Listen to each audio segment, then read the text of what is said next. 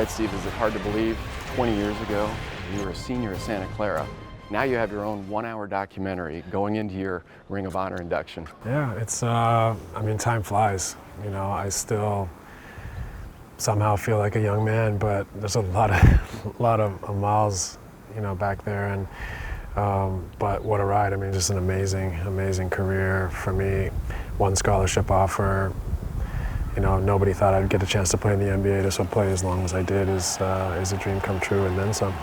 You like the name of this documentary? Nash. Yeah, just, you know, I'm cut to the chase. Yeah, I hope that didn't take too long to come up with, but you know, it's obviously really flattering, and for me, it'll be something special to just to see all the old faces and what that time meant to us all and the fans. You know, it was a special connection in time. Sold out every night and incredible energy, and I think we played a style of basketball that was special for people. And yeah, you know, looking back on it, it definitely is something that I feel really proud of. With the 15th pick in the 1996 NBA draft, the Phoenix Suns select Steve Nash from the University of Santa Clara. Just realizing the biggest dream of all, being drafted to play in the NBA and to play in Phoenix, obviously, you know, an amazing city and an organization, you know, led by Jerry Colangelo. What could be better than that? You know, Steve Nash came out with a lot of pluses, a lot of high marks in every regard. You know, we felt pretty certain that we were getting a quality guy and a quality player. Early, you just saw the skill this guy had, the passion he had, the toughness he had, the work ethic he had, and you knew he was going to be a great one. You really did, just because he did everything well. He got the most out of his, you know, God-given abilities and took everything to another level. And I just always felt all along that he was going to become an all-star. And knew what he did at Santa Clara. It didn't take long for him to get his feet under him. Day one in practice, it was very clear that he was ambidextrous, that he can go both ways. He was very well liked, and it was an awesome pleasure for all of us to be able to work with him at such a young age. When I got to Phoenix, you know, I knew that he was going to make me better because he hated to lose, I hated to lose, and someone was going to have to lose. There were players that were ahead of him at his position that I think he learned a lot from. You know, one of the things that we always talk about point guards is their ability to really understand the game at every position. I think in the beginning he learned that. I think he learned a great deal from the guards that we had in front of him, and he paid his dues. I think that's where he had a lot of skills before he came to Phoenix, but I think he honed those skills going up against Kevin and Jason every day in practice. Quiet as it's kept, that in those early years, and I don't admit this very often, you had Jason Kidd and myself, two players that we thought we were okay point guards, but in the first year of practicing, in the first days of practice, Steve Nash was better than us, and that's the honest to God truth. Practice was always fun, and I think Ainge made it fun because he would play all three of us together. When you talk about Kevin, and you took it Steve and myself, and so you know, to have 3 point guards on the floor was a little different. It was small ball, very small then, and but we felt that we could help no matter how small we were. We thought we could always win. So there was no doubt for us that he was going to be a budding superstar. It was just a matter of him getting quality, consistent minutes, and once he got them, the rest was history. You know, one of the best accomplishments in my career was getting 23 or 4 minutes a game with Jason and Kevin, you know, my second year, and kind of set the stage for me to move to Dallas. But yeah, that was a fun time. That Danny, you know, it was special that Danny let all three of us play together, but also that he gave me the chance to play regardless of the fact that I had two of the greats playing in front of me. He didn't get a lot of playing time, but he was getting himself ready. That was an awesome time for me, you know, and getting to Phoenix and getting to know everyone and the amount of support and what a great staff and what a great organization, top to bottom, and how special the Suns are in Phoenix. And at that time, it was an eye-opener for me to realize that how intrinsically linked the Suns were to the fabric of the city of Phoenix was pretty cool to step into. When you talk about work ethic, you know, you talk about, you know, coming early, staying late, you know, putting in the time, and that's what Nash did. I think it was, you know, a big part of our success. You know, Nash, you know, is a competitor. He wants to win. And so, you know, for me, I wanted to win. And, you know, I think for our coach, I think it was kind of cool that our coach didn't have to motivate us because he knew he had two guys out there that were going to compete and play hard even in practice. You know, he pushed me to be a better player, and so that's when that bond started, and we'll have that bond forever. He went to graduate school on our practice court and got his MBA during those times. Incredible experience. I mean, I think a lot of young players want the chance to play right away, and I did as well, but I think for me to get a chance to be around two incredible players and really see what the top level of the position was in our game every day was, I took that as an opportunity to grow and learn and challenge myself every day to get myself to their standard. And I think I came a long way in a short period of time that I may not have covered if I would have been playing every day for maybe a bad team. But to see those guys every day and play against them in practice and eventually win their respect and support, you know, that was a big step for me. It was a really special time in my career. I mean, to leave kind of the shadows of KJ and Jason and to go to Dallas and try to figure out if I could make a career for myself in this league or not was exciting. You know, in some ways it was also scary. When Steve and I got here on the same day, in the draft day, we didn't really quite know what to expect. Finn was the man at the time here. He was the all-star. You know, I think Steve and I had to find our way first. Steve had just come over from Phoenix, and he was living up to a big contract, but unfortunately he was hurt. So we didn't get to see the real, true Steve Nash until he was healthy. So those days were pretty hard for us. We didn't get a lot of wins, but we were trying to get to know one another as a team and as individuals, and we paid our dues early, and it paid off in the long run. Dirk and Finn were, you know, we were so close and connected that, you know, we had each other to continually fight for and push for, and you know, I don't know that I would have done it without those guys. Yeah, I mean, I still think back on these days with a smile on my face. It was fun always going to work with these guys, whether it was practice or games. We had great chemistry. You know, Finn became an all-star twice first, and he gracefully allowed Dirk and I to take that on. And I can't give enough credit to Finn. I think he saw that there were two guys that can really help him and make this franchise better. I don't know a lot of superstars in the league or guys that are all-stars, and you know, getting all the shots would be that unselfish. And he said, like, we're a better team if you guys play to your best, and in some ways took a back seat.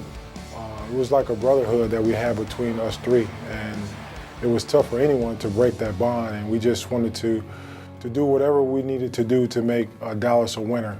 I mean, I owe him a lot for that, like not only as a basketball player, teammate, but as a friend and a person, you know, and that's a pretty rare gesture. Well, Steve was one of the most ultra-competitive guys I ever played with.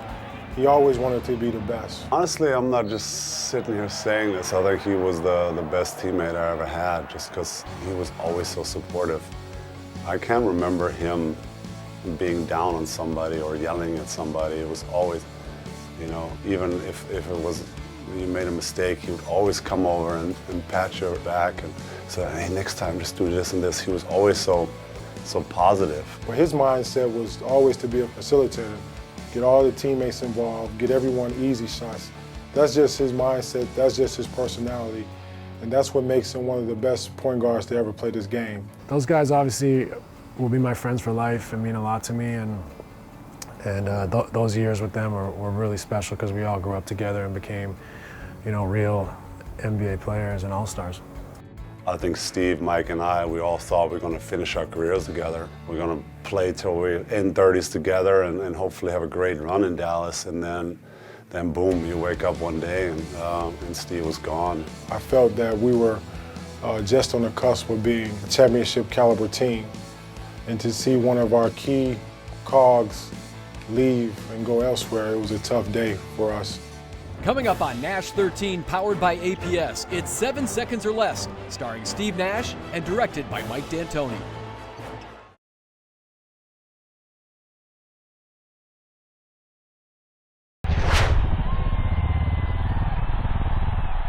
everyone came out to Dallas to recruit me, and I was flattered and humbled, and I could tell that they really wanted me. And that's a great feeling, especially when the club that you had built your kind of your name with wasn't crazy about having me back.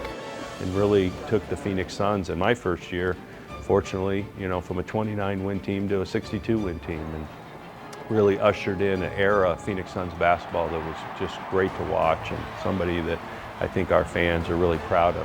Here's Nash to the toilet, Stoudemire, and school is out. I think Mike D'Antoni was the right coach to coach the team that we had put together. But see, there again, when you look at how you bring people together, what did we really need? We had Amari Stoudemire, we had Sean Marion, but we went out and re-obtained, if you will, Steve Nash, because that's the missing link that we felt that we needed so badly. I remember training camp in Flagstaff. I thought we had a good camp. I thought we had some really nice pieces. I think we were thinking, can we make the playoffs? We tried something different in Phoenix, and with the organization totally behind us, we came up with an idea to play our best 5 guys and move guys in positions that they normally haven't played before, and to be able to make it 100%. It was Steve Nash, and he came in, put everything together. And if you try something new and it works great out of the gate, then you have a chance. Nash to Marion, and we're going to see that a lot. Yeah, tell me this is not going to be a fun year. Nash to the trailing Stoudemire. After Nash. Nash to Marion. The place is electric. I think everybody thought that this was kind of a novelty act when the season first started, and everyone kept saying, well, eventually they'll come back to the pack. But I thought what Mike D'Antoni did for the NBA, he changed it forever, I thought. And Steve was really the engine behind the whole transformation that happened there. The greatness of Steve Nash is measured by how his ability to lead that offense. People assume you can just plug another point guard in and run that offense, and you cannot. So that shows you the greatness of Steve. We was on a bullet for the stars, and everybody was just trying to catch up with us, man. It was a great start.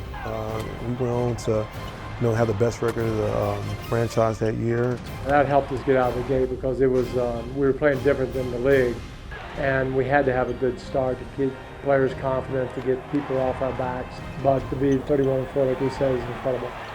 Steve just pushed the ball so hard. I mean, when he got it, he was flying up the court, and that's what really made him tough to guard, because he was flying when guards were trying to stay in front of him. And if you backed off, you know what, he could pull on the three like nobody in the game ever, as far as I'm concerned.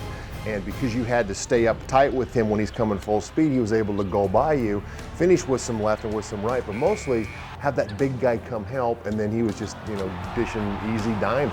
Nash changed the game because now when we play with the Phoenix Suns, it was a high-octane offense. And a point guard that can not only pass, but he also can shoot the ball. He was one of those guys who were, 40% from the three, 50% from the field, 90% from the line. Those are stats you don't see often from a point guard.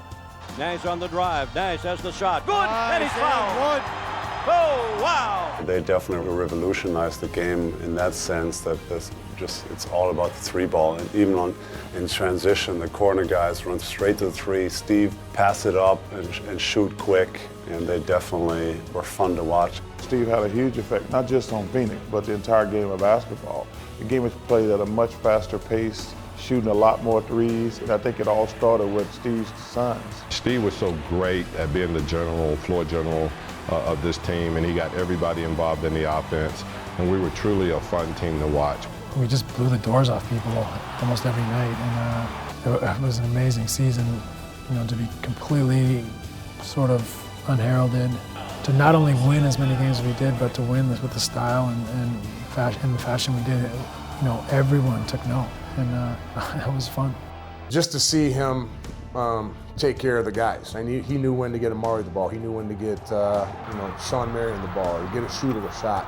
He knew when to take over a game, and that's what great point guards do. Just really monitored the game and got guys in the areas where they could score.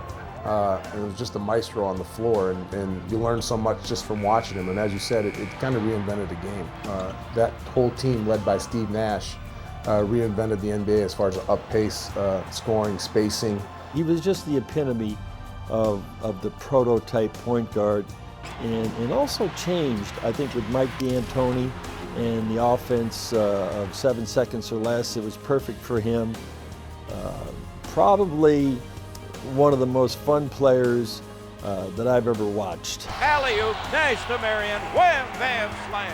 I guess they used to call us the Big Three, me, Amari, and Steve. It was awesome, man. I think Coach D'Antoni had a style that he wanted to bring to the league. It did, and it worked. For the most part, we was able to go out there and get the league something they never expected and didn't see, and it was basically it was something set up for the future. Oh, brother. The way they pushed the ball and the way they played the game, yeah, I think it changed what people thought of in regards to how you can play at the NBA level and how you can win at the NBA level.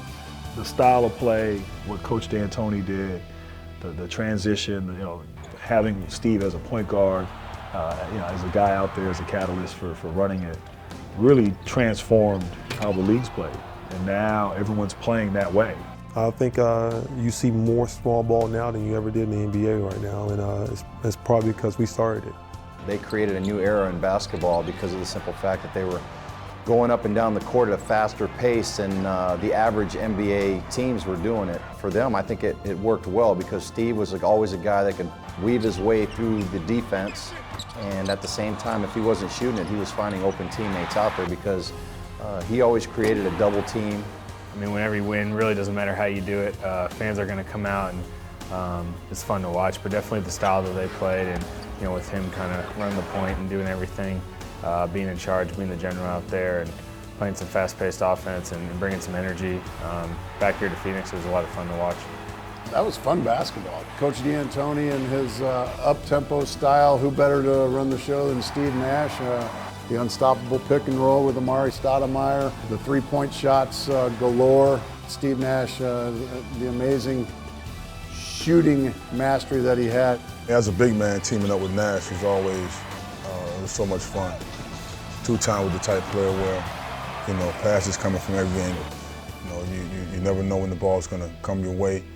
And it made the game so much easier for myself because you have to respect Steve with the jump shot and his penetration, so that leaves an open area for me to just attack the rim. So we had beautiful chemistry. Nash rolls down the left side, takes it in the near corner, works the baseline, goes to Stoudemire, wham, bam, slam! Steve epitomized sort of the aesthetic beauty of the game of basketball as a really cerebral player and one who loved, took pride in his assists rather than his scoring. And I think a lot of people fell in love with the game again because of Steve Nash. He was playing it the way people grew up loving basketball. Mike D'Antoni, who coached most of those teams, changed the game when he came into the NBA as a head coach. We want to run them, but keep tightening our defense up, make them get some stops. For me, back in 2007, the chance to come out west, play for Coach D'Antoni, and play with some great players. Steve Nash, Amari Stoudemire, Sean Marion.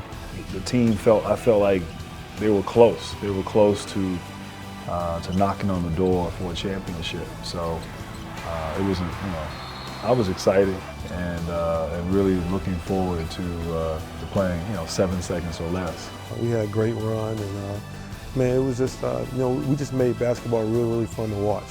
Shooting threes and dunking on people. What more to basketball than that? What was great about those teams, it was fun every day to come to work. We had guys that were very coachable, guys that made the locker room fun, guys that made road trips fun. The up-tempo game that Coach D'Antoni wanted to play was perfect for Steve Nash to be able to do all the things he did so extremely well. Amari Stoudemire really benefited, Sean Marion really benefited. He made them better players because of his ability to get them the ball at the right time. And so collectively, we enjoyed incredible years, a lot of success, and so much of that can be attributed to Steve Nash.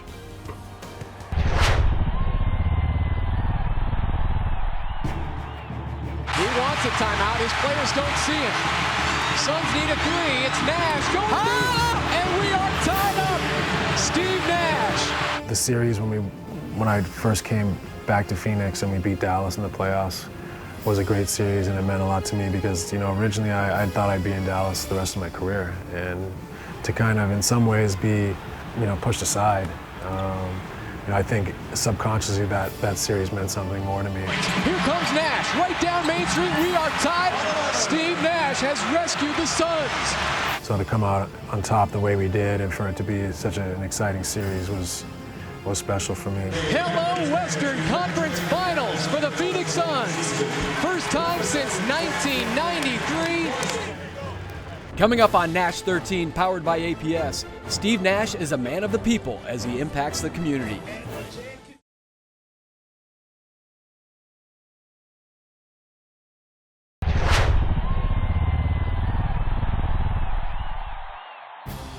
I tell it a lot in terms of how a leader of an organization can have a positive impact and really help pull people together in tough times.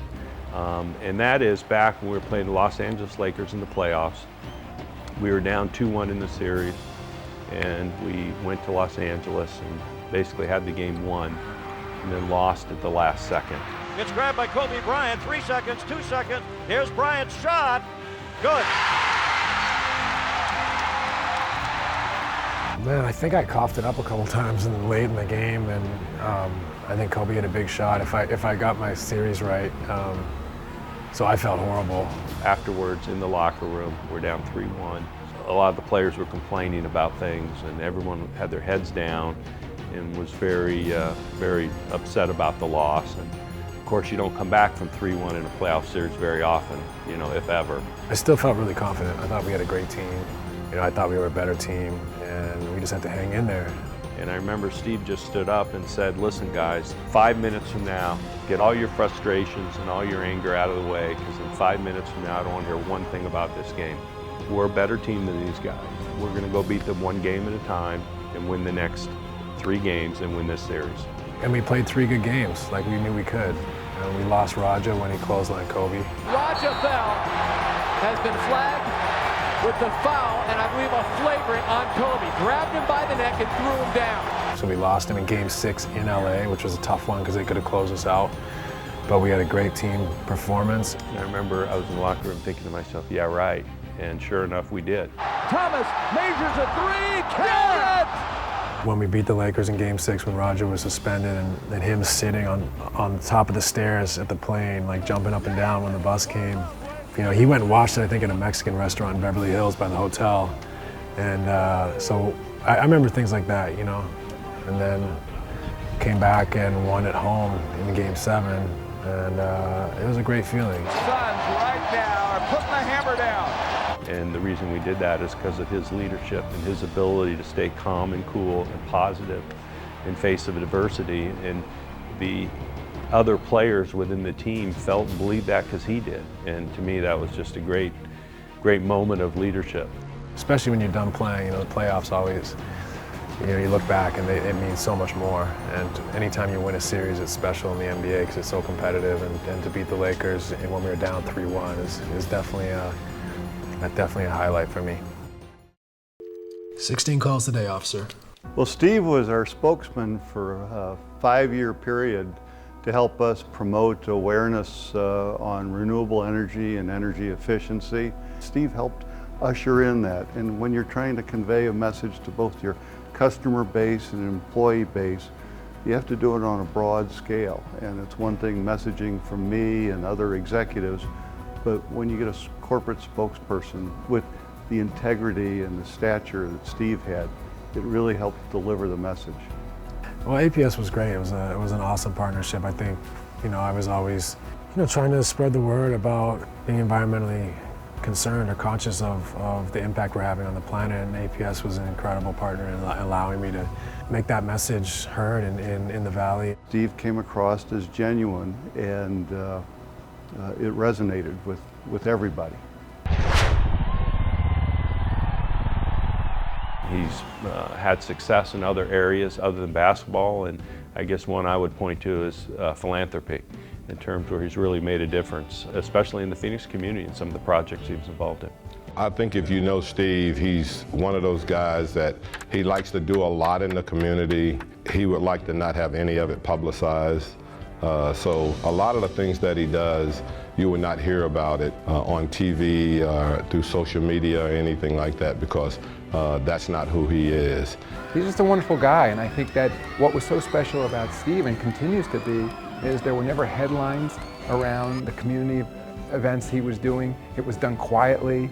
You know, a lot of things I wouldn't even have known about reading it in the media. I just heard about it through colleagues at the NBA, and you could tell it was genuine in his case. It was authentic Steve. Steve was a great teammate, great in the community, cared about everybody, wanted to do the right thing, was a great role model, and I think that's the most important thing, because, as I said, the Phoenix Suns has given us so much. It's important to give back, and Steve was always one of the first ones to give back and know how important it was to be a big influence in the community. And for a guy of that status and that magnitude to have that mindset is great.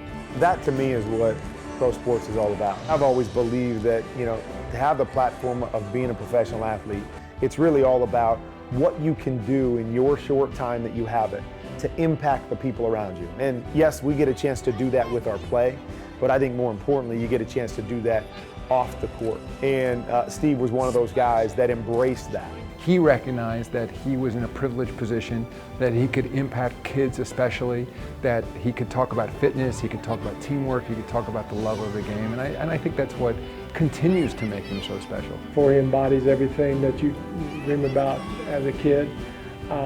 His charity work in education and different things that he has done. He's been an ambassador for basketball for Canada, now leading the national team, but also in the United States, what he's done for kids everywhere who wants to become a player. And he's just a great example of what's good about sports. To me, that's what makes him, you know, a true global superstar, is that, you know, he's a great player, but he's doing as much or even more off the court. Everything he does off the court is so positive. You know, it's noteworthy. And I think it makes Victorians, British Columbians, Canadians extremely proud. That's impressed not only me, but anyone that knows Steve, that there's so much depth to him. He's not just a basketball player. He was always more than just a basketball player. I love that aspect of things, is that he was willing to embrace, man, I've got a special place and platform to impact people of all different ages, of all different races, and I can bring people together and bring a community together and have a lasting impact that goes well beyond the great success he had on the court. And I admire people like that are willing to accept that responsibility, say, you know what, I am a role model. I am somebody that has an opportunity to impact people's lives. And he was one of those guys that definitely did that. He did a lot of stuff throughout the community to try to make a difference and impact a lot of people's lives. And he brought a lot of joy to a lot of fans, a lot of kids. And that's the most important part that you can do as an athlete, is to try to create some type of positive energy when you're out there. And he's always put a lot of smiles on people's faces, and that's why Phoenix, Arizona, and the state of Arizona is so proud to have Steve Nash in the Ring of Honor.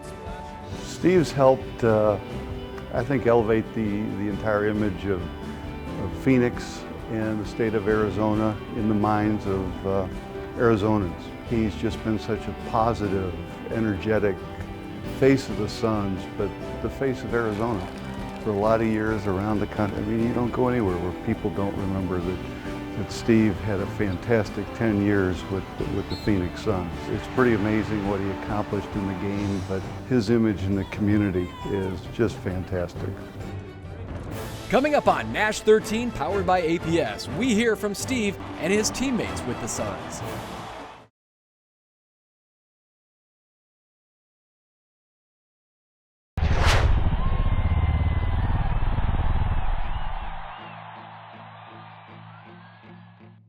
We've had some classic battles. When I was with New Jersey and he's with Phoenix, he was going to make his players, his teammates better. And, you know, we always wanted to beat one another. You know, we obviously played together in Phoenix, and he was a mentor to me in some ways, someone I looked up to when I came in the league. Nash inside, bucket and one with the lethal left hand. As a Hall of Fame player, you know, you always want to put your best foot forward against him. No defense played that night. It was all offense, and it's all about, you know, for me and Nash, you know, when you talk about Nash, he's a winner. He competes at the highest level. He has a great will to win, and, you know, I feel like I always was a great competitor and wanted those moments. Nash for three, absolutely! you know, I knew we were in the heat of one, and neither one of us would quit. He has like 42 points, 13 assists, and like 6 rebounds. You know, we just battled and battled and battled. At the end of the game, you look up, and luckily we won. Nash breaks free, has a good look for 3. Yes! Absolutely! Steve Nash ties us up with 2 seconds to go. That night, he had an incredible night. You know, that's the hard part about that game, and he got the W. And the Suns will win it. Down go the Nets in 2 overtimes. An extraordinary affair here in Jersey. You know, those are special moments when you look back against somebody that you have a personal relationship with, but you also admire as one of the best point guards to ever play the game. And, you know, the nights when you went toe-to-toe like that are really special. You got to make it fun. You know, we play so many games that I think if the more fun you can make it, the closer a bond you can create with each other, the more success you're going to have on the court. You know, and they were great guys, and I thought we had an opportunity here to really come together and enjoy this time and make it special, not only by the way we play, but have the relationship we build together off the court impact the way we play on the court. I don't know if there's a favorite moment on the court. It was an honor and a privilege to suit up and go out there and play. To play with somebody, you know, Hall of Famer, a guy who was pretty special. Like, there was an appreciation of that. Sometimes you don't appreciate it until afterwards. Without a doubt, I appreciated it while I was doing it. And so every day was really an honor and a privilege to go out there and just compete, you know, compete with my brother and have fun. You know, we had a lot of fun. Well, it was special for 1,000 reasons, and Steve embodies everything that's right with sports, but there was also great teammates, great chemistry, obviously success adds to that. I think the fans were excited to have a team that they could really root for because there were good guys on and off the court. It was magical years for him to be a part of, him winning back-to-back MVPs. We had a magical run, and all the guys on the team can actually say, you know, it was actually fun. You know, we had a good time doing it. When you out there playing ball and you winning and you doing things, you get rewarded for it, and that was the reward. He was able to go out there and get back-to-back MVPs off of some amazing years we had out there, and it showed. Two-time and I had so much fun, man. On the basketball court, we enjoyed ourselves, and off the court, we enjoyed ourselves. I mean, I think the camaraderie we built off the court was great. Whether it was dinners, whether it was going out dancing, I mean, we just truly enjoyed basketball and life itself. And our families became great friends as well. So it was a beautiful time in my career. Here comes Nash. He's got Amari to his right, elevates and detonates. I mean, we had so many good moments. I remember when he broke his nose and he got hit and he kind of shifted, and I'm looking at him. The great moments weren't necessarily what happens on the court. It's the stuff, you know, on the bus, you know, going to dinner, you know, just hanging out. Like that's the stuff that I remember. I remember a time in Toronto, 3 o'clock in the morning, and they're back there singing to Motown. And the bus driver from Canada says, you know, that's the first time I've been driving in 30 years. I've never heard a team that close. And days like that are just made it even more special. And that means everything to me. You know, I mean, like I said, when I look back at my career, it all blends into one as far as the basketball, but the people, the locker room, the bus, the plane, the road. I tell those stories all the time. I think back to those memories, or the feeling, the names. When you hear those names come up, and you know, even going back to Rex Chapman, Roger Bell, Leandro Barbosa, Grant Hill. I mean, I'm still friends with all those guys, and Goran, you know, Jared. I mean, these guys all mean a lot to me, and we're all terrific teammates. Amari, Sean. I mean, everyone, you know, on those great teams. So incredible time in my career, time in my life, and those teams were very special because we were very close knit, which is not easy to do in this business. You know, Steve was all about taking care of his body. He was a great teammate, great player. I mean, all this stuff that everybody knows, but he also had a real sense of humor. He was a funny guy. You know, I think the public got a glimpse of that maybe with some of the viral videos that he would, you know, make on the road. It was a great moment for me, you know. I did it for him and for the team too. It was fun time, you know. I didn't know I could do stuff that I did, you know, with the avatar stuff.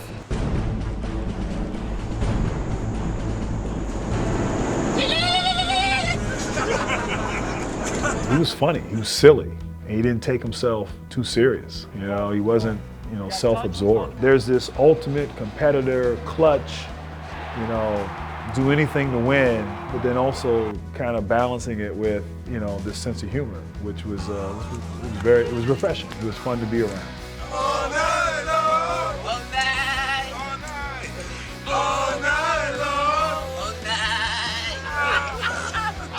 night. It was a long career with a lot of games, and if I didn't have teammates like that or times like that, it wouldn't have been nearly the experience it was. Coming up on Nash 13, powered by APS, the Suns eye a sweep of the Spurs.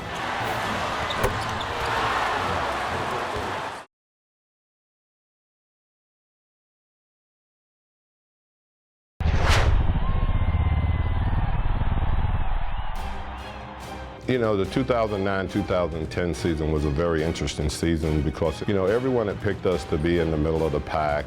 That was a great team. You know, I think if we look back to the start of that year, we were picked out of the playoffs, you know, by all the pundits. I don't think anybody expected us to have the team that we had, and I think in part, we kind of got back to being who we were.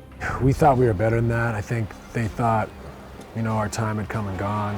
I think they underestimated some of the guys on our team, like Grant and Jay Rich, and you know, those guys that, you know, maybe had more in the tank than they expected, myself included, perhaps. Steve kind of felt like, you know, people forgot how good he was. You know, he didn't make the All-Star game in 2009, and so now we kind of got back to being who we were. And I remember Steve just set the tone early, came out guns blazing. Nash to his left, pulls up for three. Absolutely! Steve Nash drains the big shot. Fuego time for Stoudemire. That's Suns basketball. And so during that period, you have to run your system that's going to help your star. And Steve Nash was the star. It was a special team. We had a lot of fight. We had a lot of talent that maybe was overlooked, and we came together. We started out and played great basketball, and then we got into a playoff situation where I thought everyone stepped up, you know, when we needed them most. We're tied 1-1 going back to Portland, and Jason Richardson stepped up and had a great game for us, 42 points, and got us over the hump in that game. And there was just so many games like that. Nash, alley-oop feed. Hello! Jason Richardson comes crashing down. He has 42 points. Just to watch guys who deserve success, like Steve. You know, it wasn't by accident. He worked hard every day, and it makes you feel good when you see guys who put that much effort in and get rewarded. That feeling that we had, that's the kind of championship feeling that you hear about, you experience. I experienced it before in college. You know, I think we could have been a team that could have won a championship that year. We genuinely liked each other and enjoyed being around each other. And I think in part, there was a feeling during the season, and particularly in the playoffs that year, that, you know, yeah, we want to win. We want to win a championship. We want to do all, you know, but we don't want it to end. Everyone just stepped up so much, and then played great against a Laker team, but ended up losing that series 4-2. You know, obviously, the Lakers series was a heartbreaker. Ron Artest made a crazy putback to win Game 5. Otherwise, we'd have been going home up. You know, you look back and those moments never really go away. They always kind of wear on you and bother you. But that's what makes it all worthwhile. That's why you play, because you know all the chips are down. And if you lost, you lost. You got to take that, and it's going to burn. And it could burn forever. That was by far my favorite season in the NBA. Maybe my favorite season, you know, period.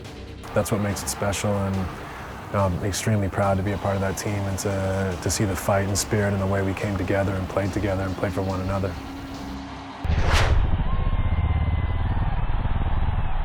Steve Nash has got a gash on his eye. Yeah, he got knocked down. Oh, that's going to be stitches. Yeah, he got hit by Tim Duncan. Something had gone wrong every single time we played those guys. Steve's going to go get some stitches in the locker room. And to sweep those guys with him playing with one eye and the look in his eye like, I don't know if I can get through this, was the most special memory for me in my 12, 13 years with the organization. In the playoffs, it was always defeating and frustrating when things happened or we just couldn't beat them. For that to happen, you're kind of on, you know, you're on edge, like, God, what else can happen, what else can go wrong. I mean, I remember that moment Steve got hurt. I don't even know if I understood. The training staff probably understood better because they were treating him. You knew if you could stop the bleeding, you know, and he could get back out there, he was going to play. I just remember really getting beat so many times by popping the Spurs that it was just like we had them on the ropes. We're up 3-0, and I remember going in the locker room thinking, okay, just get this blood cleaned up and stop bleeding and all that and get back out there. But by the time, you know, we got it fixed up, my eye had swollen shut. We got out there and I thought, well, let me jump in the deep end, and I pulled up for a 3 like on the break pretty soon after I got in. I think it was the first possession, just to see if it looked like it was going to be anywhere near the 3 hoops that I was seeing. And it went in, and I think that gave me a lot of confidence. I have 3 by Nash. That was a very memorable series because we have so much respect for the Spurs and how many times we took it on the chin from them. So special time for us. For him to come back and show his toughness, like sew me up, get me back out there. I need to get back out. He'd go out and you could see the eye just continually swelling shut as the game went on, and he just kept playing with one eye and was just as accurate as he was with both. Nash. Oh, what? Foul, count it. I don't know how it didn't keep me on the sidelines. I was pretty worried about it. I thought when I initially got hit that it was no big deal. I'll just go get stitched up and come back out. And when they finished stitching me up and it was closed and I couldn't see, I started to think to myself, of course. You know, we went to San Antonio, and for the first time, you know, we felt real confident against this team, and we ended up sweeping them in a playoff series. And the Suns are going to win. The Suns do win, and they'll move on to the Western Conference Finals.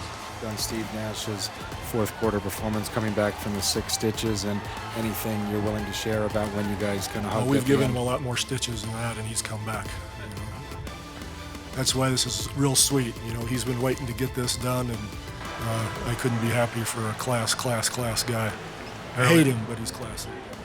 You know, we'd come so far, we had such a great opportunity, and obviously I don't want to glorify it and I don't want to make it into fairy tales, but you know, it's been a long time that I haven't been able to beat this team, and you know, I had a great shot at it, so I was just trying to close it out and do everything I could to try to finish it tonight.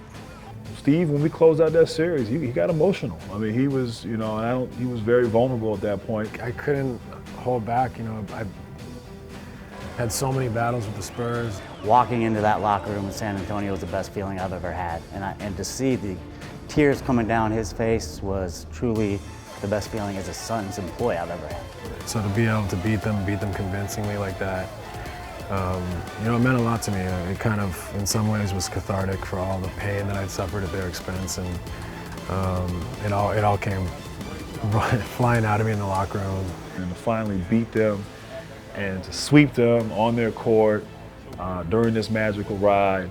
You know, Steve I lived it, but Steve maybe lived it more than I did. He broke down and started crying, and I was like, man, the guy's real. He actually cries. It meant a lot to him, and to finally kind of get past them. To go into the locker room after the game and to see the tears amongst the staff and the players on the team was so special. Everybody felt, you know, that game, the post game in the locker room, just you know, really what it meant, you know, for the franchise, for the team, for Steve, and for all the Suns players and fans who have gone through some tough times against the Spurs through the years. Hey, and the stat would say, let's get on the Big Bird and go back to the desert. Okay? Let's go! Like dynamite! Suns, 1, 2, 3, Suns! Coming up on Nash13, powered by APS. Welcome to the ring, Steve.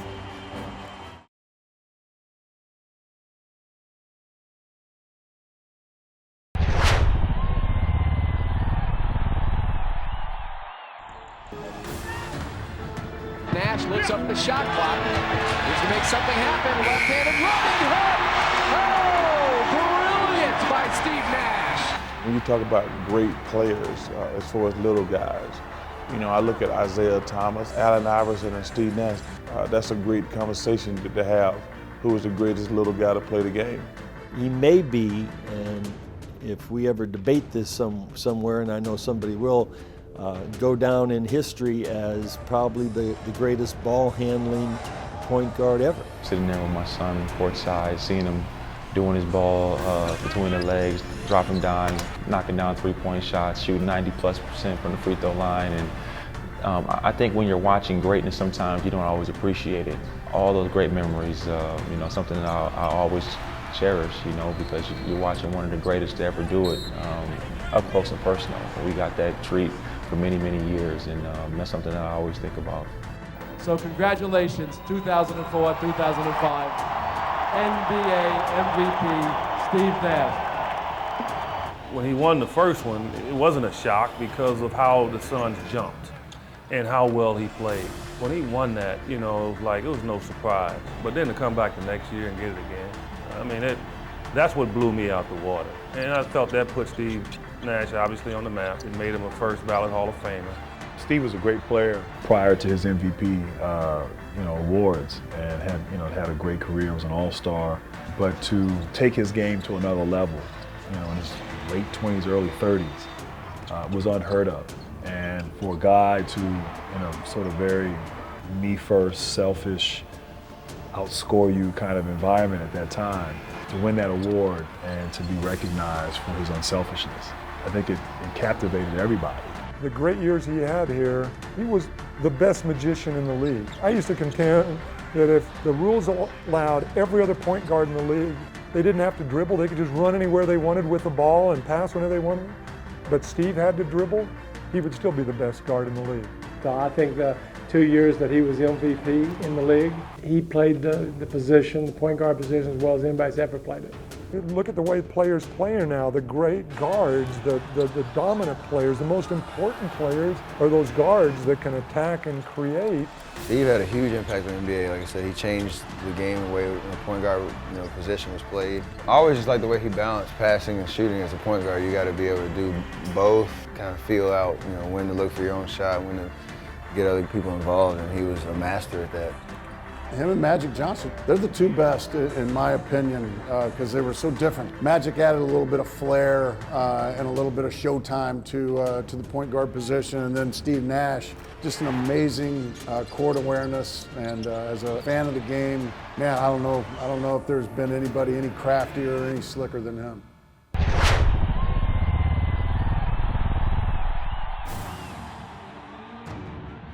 Well, that's one of the easiest ones ever, isn't it? Steve Nash, the only two-time Suns MVP winner. Steve, welcome to the ring.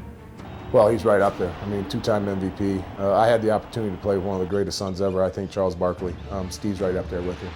So that's why I'm so honored to be in the Ring of Honor with two of those guys. I mean, all the other guys in the Ring of Honor are fantastic and great in their own rights, but I think Steve and Charles are two of the guys that have put a stamp on this league and kind of put their own identity to their positions. To win two MVPs and to bring excitement like he did to Phoenix was pretty great. Well, Steve is obviously one of the all-time Suns greats. Well-deserved on both MVPs. It's been an honor and a pleasure for me to live in Phoenix to get to watch him play. And it's going to be a special night, and it's well-deserved.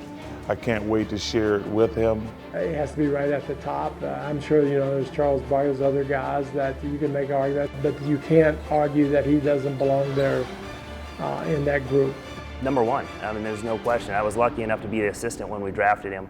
And when we brought him back in 2004, I got to spend the rest of his time in Phoenix here. So I was here his entire time. And what Steve meant to the team to win two MVPs and to carry a team, and how much you saw him change his teammates. He made everybody better. Didn't matter who they brought in, that person became better because he was here and he was the one helping push them along and help them drive the team. And it was always a team concept. It was never about Steve, it was about the team. Well, quite obviously, Steve Nash belongs in the Phoenix Suns Ring of Honor. The great years that he had and the recognition that all of us that knew him savor. Not only was a great basketball person, but equally remembered as a great individual. When I think of guys that go into Rings of Honor, I know they all are great with what they do, with their team and on the court and on the field. But I always believe that those guys are the ones that transcend just what happens on the court. And those are individuals that have done more to not just impact how the success of the team worked out, but to impact an entire organization and most times an entire community. there was a pretty good chance he was going to have the ball in his hands if there was a shot that had to be made in the last minute or 30 seconds of a game. But you know, he created a lot of opportunities for his team, and he was a clutch player on the floor, and that's why everybody was always attracted to him, because of the simple fact that when the game was on the line, you wanted Steve Nash to have the ball because you knew it was going to go in. Nash lets it fly. Yes! Absolutely for Steve Nash. The span of dominance that the Phoenix Suns had when Steve was at the helm was unbelievable. Could this be the record? Josh Childress gives it to him. And Steve Nash has now passed KJ as the Suns' #1 passer of all time. Congratulations, Steve Nash. You deserve it. One of my favorite guys ever. I mean, to this day, I told his mom he was the hardest working guy I'd ever been around. You know, there's a lot of guys up there that were really, really good, but I mean, I don't think there's anybody better that's ever put on a Suns uniform. Obviously, if you won 2 MVPs, that, you know, you've got the criteria, you've got the trophies, you know, the hardware to back all of that up. But what Steve did with his body, with his stature, with his athleticism, I mean, he's as good as it's ever put on a Suns uniform. Normally, it's usual guys that dominated during an era with MVPs, and so it's always a tough nut to crack. But Steve did. He cracked the code. He's got to go down there as one of the all-time point guards, and he found his real niche of greatness in the middle of his career and finished, I think, you know, incredibly well. A player who had a game probably like no other single individual player that's ever handled the basketball like he has. Certainly a treat to be able to welcome him to the Phoenix Suns Ring of Honor, Steve Nash. We think about all the players who have gone through our organization over the years, and those few who are up there in the Ring of Honor, and you now mention a name, Steve Nash. He certainly deserves to be up there. It'll be a long time before he's forgotten. Steve, just one of the best players to ever put on a Phoenix Suns uniform, and 2-time MVP, and really the face of our franchise for 8 years. And so just really proud of all the accomplishments he's had, and to me it was kind of a no-brainer that he belongs up in our Ring of Honor. So Steve, what's it like to hear your fellow Ring of Honor members not only welcome you into the ring, but call you the greatest Suns player ever? You know, I think to hear the acceptance and accolades from your peers or people that you actually admired and grew up watching play is, you know, one of the greatest feelings and compliments you could have. So, you know, I would never want to put myself above any of those guys. To be a part of that group is incredibly special. I'm proud, and you know, it feels like kind of like I've come home. So I'm excited about it. On behalf of all the Suns fans, thanks for all the thrills and just a great ride. Yeah, you're welcome. Thank you guys.